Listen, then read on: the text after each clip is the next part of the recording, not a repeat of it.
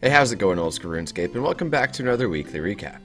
And we kicked off the week announcing our new player design clue scroll contest. As the clue scroll expansion has now passed the poll and is on its way, we'd like your creativity to make them all the more interesting. So if you'd like to have one of your ideas in-game, as well as a chance to win some merch and signed artwork, this is your chance. To submit your idea, simply email oldschoolcommunity@jagex.com and include clue idea in the subject.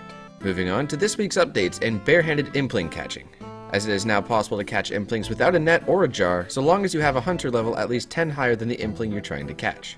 In addition to that, you now have a rare chance at receiving a clue scroll from implings, with easy clues offered from gourmet, baby, and young implings, medium from eclectic, essence, and earth implings, hard from ninja, magpie, and nature implings, and elite offered by only the dragon implings. It's also worth noting the higher the hunter requirement to catch an impling, the more likely you are to receive a clue scroll.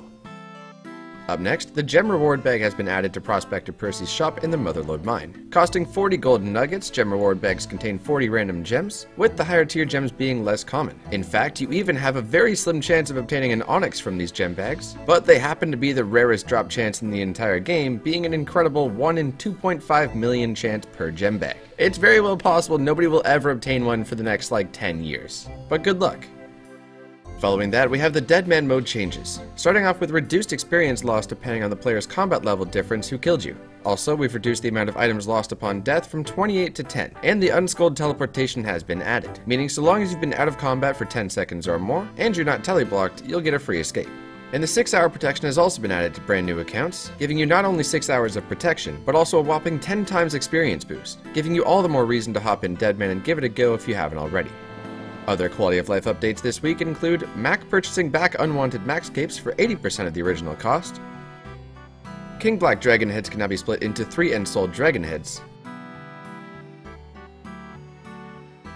and it is now possible to use the alchemy spell while in most instances such as the Kraken Lair. Up next we had the Q&A. With Monkey Madness just 2 weeks away now, the team's getting a little excited. To an extent it does, however I feel like the aim is to... The aim is... Oh no! Oh, and we also showed off the soon-to-come Ballista weaponry in combat. And there you go. The Heavy Ballista does have a special attack as well. It requires 65% of your special attack energy. It takes an extra 2.4 seconds to fire and has a 25% damage and accuracy increase, which I shall demonstrate now. Boom. And lastly, we have this week's Player Spotlight feature, starting off with Flaps, who suggested the Zaros Ambush idea for the soon-to-come Master Clue Scrolls. And what's more, in the Q&A we said we liked this idea so much it's definitely getting added to the game. Up next we have SlayOnlyIron, who, as you imagined, is an Iron Man who's only allowed to play the game through Slayer, and it's rather interesting following his progress. And finally, McCain's posted this image with the caption, "Playing without Australian servers has been hard, but I've finally reached max stats." So that about sums up this week in Old School RuneScape. Don't forget to subscribe to keep up to date with the game, and aside from that, we'll thank you for watching and we'll catch you next week.